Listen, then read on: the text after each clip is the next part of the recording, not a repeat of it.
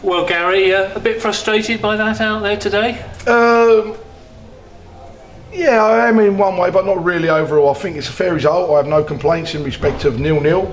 I think that we just lacked that little bit of quality. I think that all the players worked very, very hard. We played on a very heavy pitch at Aldershot 48 hours ago. And, we work with a small squad. It's very, very hard to change a side which has been so settled and getting results all the way through. I think we lacked a little bit of quality today, but the work rate and the commitment was there. We just, as I say, lacked that little bit of quality today, which we would hope or ask for to win a game. But, giving Boreham credit as well.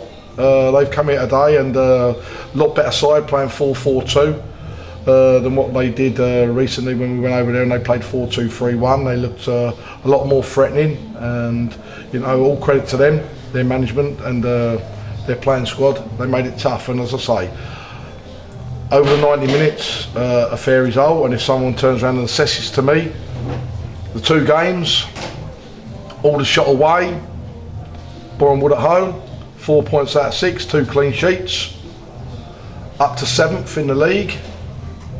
I think 7 results out of the last 8 games.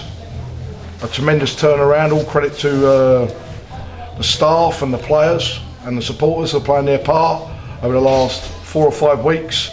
And we put ourselves in a position, as I say, to be 7th after being 18th 6 weeks ago is a tremendous achievement. And Gary, do you think tiredness played its part today after that very hard game at Aldershot the other day? I think I'll put it this way, they played as well, so be fair to them, but the pitch was very, very heavy at Aldershot, there's no doubt about that. But, also, in local derby games, I think we can all get wrapped up from a supporter or a management point of view as well as a player with winning the game 1-0 and the excitement at the end of the final whistle and then the recovery time. But, I've had 1 or 2 ideas in my mind, and if it's not broken sometimes, John, why do you consider changing it or doing anything like that? So I can't be hard. I've gone in there. The changing room is a little bit flat on the grounds of disappointment that they've not won the game. And I have to look at the other way and say to myself, that's 2 clean sheets, which we haven't had for a long time. We haven't got beat.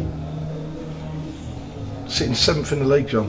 And it's a tremendous effort by the playing squad, of a young playing squad, after, when you analyse the first half of the season this year, that no fewer than 9 players moved on, and we found ourselves working hard over the summer to try and fetch a certain amount of quality to the club and retaining a certain amount of quality with players. And you have the injuries what we had, long-term injuries, and also injuries to players who were missing for a period of time, and then going on a run of disastrous results where we took young players who hadn't played senior football in the past on loan and tried to get those young players to adjust to the way we need to play in this league. And I think there's probably a lot of people very concerned where we was a month, 5 or 6 weeks ago, sitting 17th, 18th in the league, and it was tough. But me and Steve Thompson had to believe, had to stick by what we felt was right for the football club and what we tried to do. And I say it very proud. To be able to turn it round at any football club, when you look at the percentages, whatever level, is very, very tough. And you have to have a strong mentality and a belief, and you have to have the players working and buying into that and prepared to do everything possible to pull the club in the right direction, with the help of the supporters being patient and getting behind you. And we've all done it together, John. We've all done it together.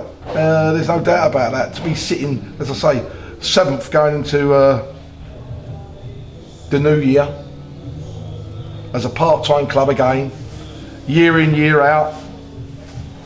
The clubs keep coming out of the Football League, making it more and more harder for non-league clubs, even more so part-time clubs.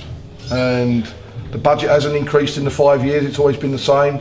Whatever the clubs show in respect to their figures or their losses, I can honestly stand here and say that we maintain our financial budget, which we are very strict on, the way we operate as a management team.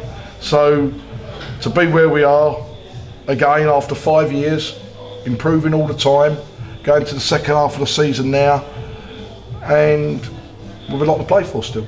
And Gary, looking at the way Boreham Wood played today, does it perhaps demonstrate how tight the league is this year? Well, they're playing very well recently. They've had some, what people mustn't forget, they went to Bromley the other week, who had done very well at the time, and they went over there and I think they won 2-1. They had a very, very good win on Saturday by beating Braintree 1-0. They've come here today, they've got a lot more stronger. They had more pace about their team. I saw them when we played them in the FA Trophy, and I felt that coming away from them on that day that they were candidates to get relegated. I felt that they didn't have enough pace in their team, but all credit to their manager, all credit to their club and their coaches and their playing squad. They had more mobility in their side today, and they made it very, very tough for us, and they've gone away from here today deservedly with a point. You know, they didn't deserve more than that. We didn't deserve more than that. You know, you won't have me turning around at any time, and I think that's one thing where I've always had a very good relationship with everybody at Woking, that I always say how it is, I won't pretend, I won't make excuses, and it's a fair result. And 4 points out of 6, sitting 7th in the league, where we play 1 game more or 2 games more than anybody else in some areas. Hey, we're doing very well. And a very healthy crowd today, Gary, over 2,000. They come out, you know, I think they were expecting a win. They're expecting a win after a great performance and a very good result at Aldershot. But, you know, as I say, fair game to both sides today. There wasn't no lack of effort from both sides. It was played, it was a game which was stretched, and it was a game which was going one way and the other, and it was on the edge, who could win it, who couldn't win it, and it's level, it's level. So I'll probably sit home tonight with a glass of wine and keep looking at the table thinking them 2 more points would have pushed us up to 6 tonight. But I think that to be where we are and have another result where we haven't got beaten, I'm very pleased. And of course, next up, Aldershot at home, and they've had considerable success here, haven't they, at the Laithwaite Stadium over the past few years?